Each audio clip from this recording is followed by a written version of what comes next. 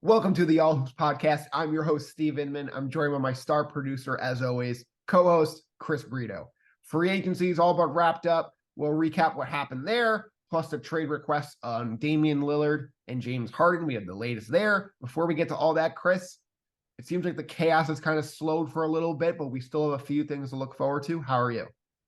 Hey, Stevie. Happy to be here on the All Hoops podcast once again. You know, a lot of the free agency, I feel like, went as expected with some caveats like the Fred VanVleet deal that we spoke about in the last episode. Um, Dylan Brooks signing for that crazy contract in Houston as well. But unsurprisingly, and yet surprisingly, Damian Lillard has finally asked out of the Portland Trailblazers. I think a few hours after we recorded our last show was when that news dropped. I remember I was playing basketball in the park, and then I saw this, and I was like, great.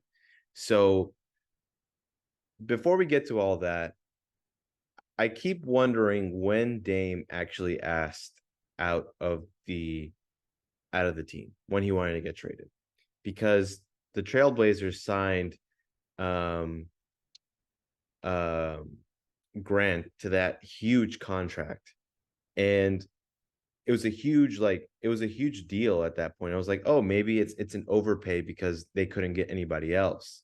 But I also wondered if they knew Dame was leaving, and so that's why they had to pay him so much money in order for him to stay. All this to say, now Lillard has put the Blazers in a very unfortunate predicament because he only wants to go to Miami. Miami doesn't have the best deal on the table. Lillard's free agent is telling teams not to put an offer in. And so I think it's a tough situation, but I'm inclined for the Blazers to hold out on the best deal possible. But I would hate for that to drag into the season because the priority has now shifted. It's now about like these young guns on that team. And it shouldn't be about Dame Lillard anymore. Like, he's getting paid all this money. And I'm not saying that you shouldn't advocate for yourself in any way or form, but the Blazers already did him a solid by giving him that super max money, right? I think we're in a very weird era in terms of player contracts where a lot of these players signed to these super max deals aren't, living up to it. Like, we just saw Beal asked to be out of the Wizards and being traded to the Suns. Now we see it with Lillard. And so, are players sort of like leveraging their talent to get to these big max deals and just getting traded. And so the dynamic is sort of like ruining any sense of stability, I think, with these teams. Anyway, in terms of Lillard, I think that the Blazers should hold out. I think they don't necessarily need to trade him to Miami. I think that whatever happens after he gets traded shouldn't be on Portland. I think Portland did him a solid. Now it's up to the proper team, like the teams, to bring about a proper offer that would make sense for Portland.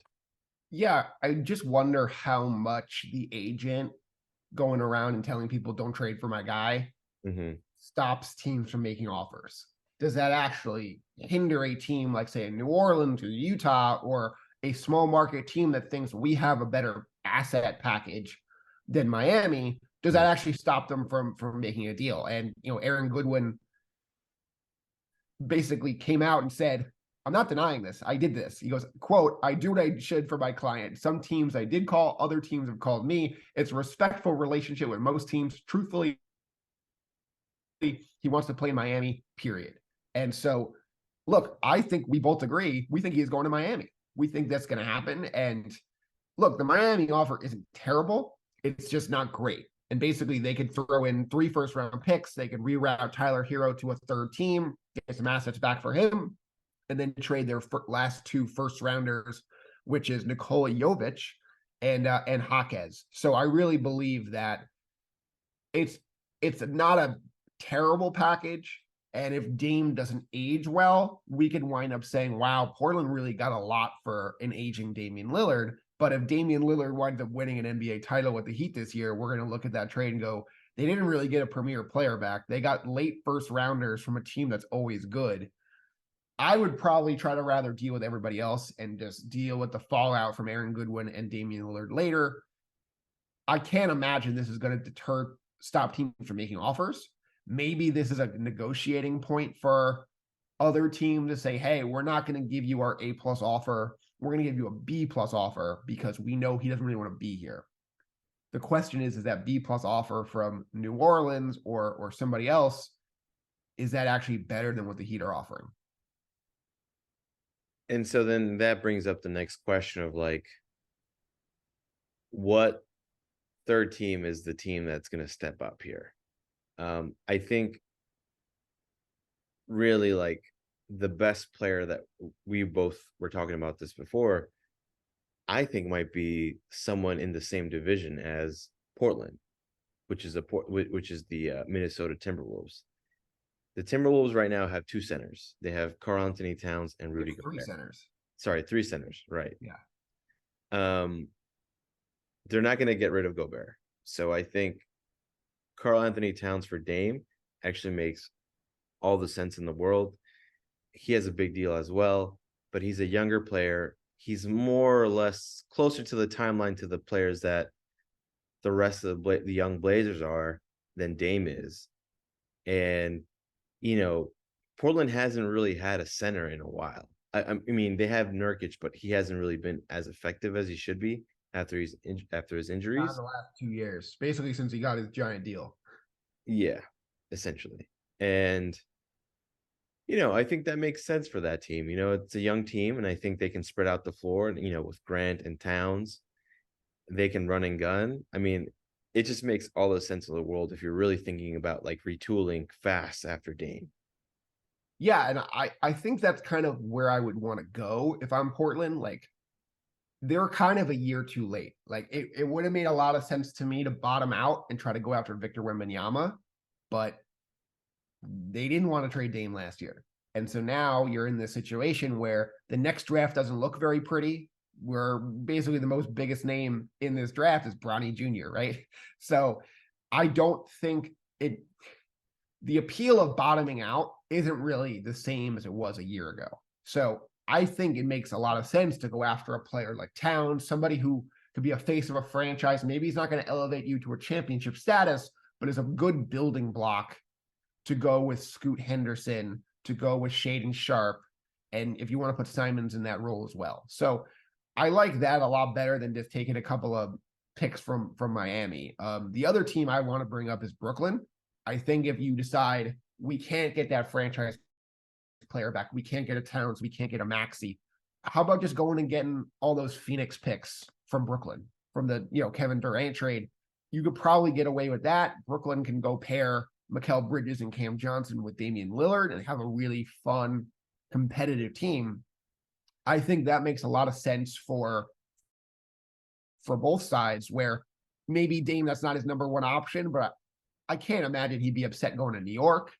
And, if you're Portland, you get all these picks from what's been an unstable franchise in the past that is now being run by Isaiah Thomas. So I really think in terms of draft picks, that's the best package I could get. Also, I think Mikal Bridges is one of Dame's closest friends. Yeah. So, I think if he gets traded there, it's not going to be necessarily a no. No, I agree for sure. And again, he does not have a no trade clause. He's under contract for many years. Is he going to hold out? I don't think so. I really don't. He's, trying to go win a championship, and there aren't a lot of options other than Miami that he could go out and win a championship, unless the Jaylen Brown for Damian Lillard discussion that we brought up comes up, but I haven't really heard that at all. So it'll be interesting to see how this plays out. I think it's going to drag on for a while, but we'll see. We'll see. And that's one superstar who's unhappy, who might be on the trade block for a while. Let's move on to the other superstar who's unhappy, who might be on the trade block for a while. That's James Harden. It seems like the market there, Chris, is just not there. when Woj came out and said James Harden's not happy with how contract extensions are going, he mentioned the Clippers and Knicks. It sounds like the Knicks would be interested if it was more or less for nothing, which makes sense. The Clippers are kind of saying, we have some salary filler. We'll give you a first, kind of take it or leave it. And Philly and Daryl Morey is kind of holding out hope for a monster trade package. He got away with this with the Ben Simmons thing. It dragged on for half a year. Could that drag on for half a year again? I don't see it because Joel Embiid's going to get upset. And James Harden's old, as you brought up correctly before the show. He's old and he's only on an expiring deal. So I think he's going to wind up either back in Philly, tail between his legs, playing on a 1-year deal, or I could see him being traded for 50 cents on the dollar to the Clippers. I don't really see another scenario. Yeah, I don't see him going anywhere. I think he's going to stay in Philly. I think we talked about this also in the last episode where, like, there's just nobody wants it. I mean, like that Ben Simmons deal you can sort of get away with because Ben Simmons was on the younger side, and he showed, signs of greatness younger in during his like early parts of his career. With James Harden, it's just like, obviously he's a very talented player. He's a player who scored 40 points, I think, in some of the games against Boston in the series in the semis last year. I just don't see it. And I'm sort of grateful that the Knicks haven't really made much noise of that. Yeah, I mean, I think the best case scenario actually for James Harden is to play really well this year with Philly. Yeah. If he plays well with Philly, like, there will be some team that will sign him to a nice deal next summer. It's not going to be like big money like he's used to. I agree. I think that's his best course of action. I'm not sure if he's capable of playing at a superstar level for 75 plus games. Could he give you 55 games?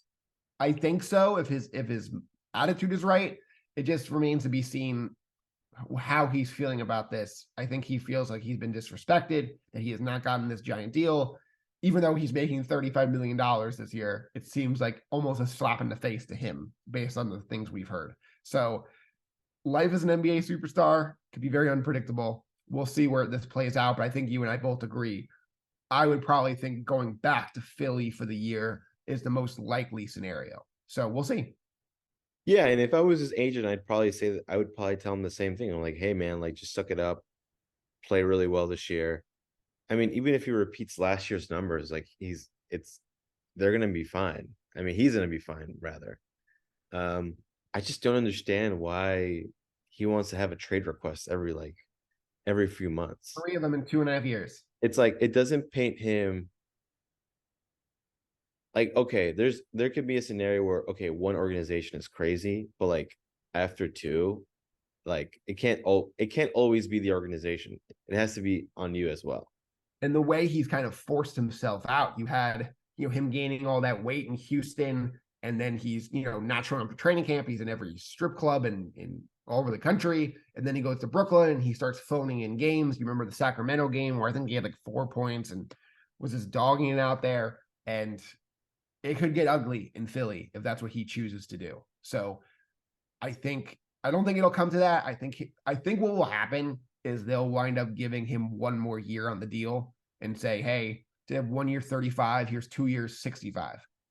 And basically both sides can kind of say, this was the compromise we needed, blah, blah, blah. But this could get ugly. It very well could. And all eyes will be on Joel Embiid if that's the case, because how much more can this guy take with, diva, sidekicks? Yeah. And I think the biggest mistake for that organization was letting go of Jimmy Butler. Yeah. All right, Chris, let's get to our final thoughts right after this. All right, Chris, other notable free agency moves.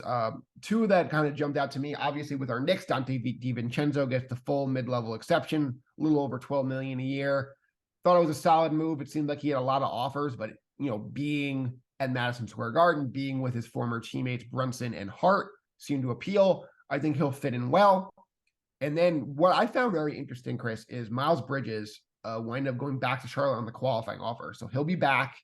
Mhm. It's not the 100 million plus that he was looking for. It's like basically 7 million. And so this is kind of a prove it year. And if he has a big year, he might be able to go out into the market a year from now and get a big contract if he could, one, play well, and two, stay out of legal trouble. Yeah. The whole Bridges situation is kind of like a little mind-boggling, but I don't know. I don't understand how he can get a job offer. Listen, anyway, again, like especially with the Bridges situation, like I don't know. I don't even know what to say about it. Just it's just incredible how easily like as sports fans, like, or not sports fans, but rather like the place of employment can sort of like forget about some things. But anyway, just to move on really quick and to mention to point at the Dante DiVincenzo thing, I'm glad the Knicks added someone who can shoot the three, and I think he has a lot of great defensive instincts. I think he's someone that like we could have really used in our playoff run last year. But ultimately, I think he feels like a piece that we're going to need later on as opposed to earlier in the season. And I think number two, trading Obi so soon was a little bit confusing to me because we don't really have a backup option for him. I think they're just going to play smaller. That's kind of the way the whole league is gone. So on paper, that fits, but I think he's going to thrive in Indy. I think he's going to have a great year. I think we're going to kind of go, wait, we gave 2 second-round picks for a guy who's probably going to average 15 plus a game. And with talent and athleticism, and he was a homegrown guy. And I think it was just a mistake to do that. Yeah, I mean, I don't doubt it. There was just never going to be I think we texted about this, and I think you said it best. If it was for 2 second round picks, we could have just waited till February to trade him. And they picked him over Halliburton. And in fact, we could have even raised his value even more, but that's a conversation for a different day. I think in terms of other notable deals, Dylan Brooks got a massive deal. Shocking. I thought he was going to take 1 year, like $6 million.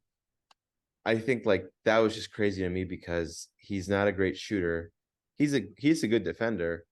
Not great, but to me that sort of doesn't really address what the Rockets needed. The Rockets needed people who could shoot, and of course leadership, obviously.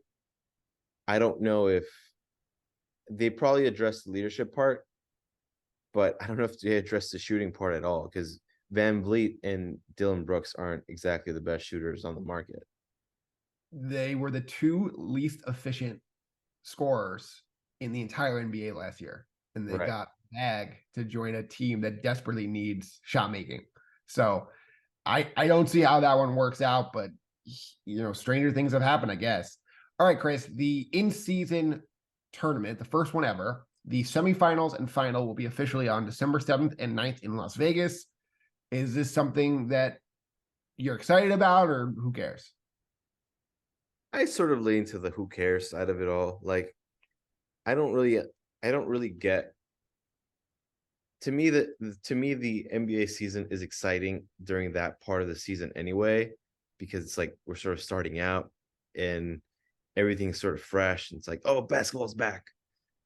So I'm indifferent about it. I'm obviously gonna watch, but if this tournament is in like April or February, at the end of February, after the Super Bowl and all that, it's fine, but it just doesn't make much sense.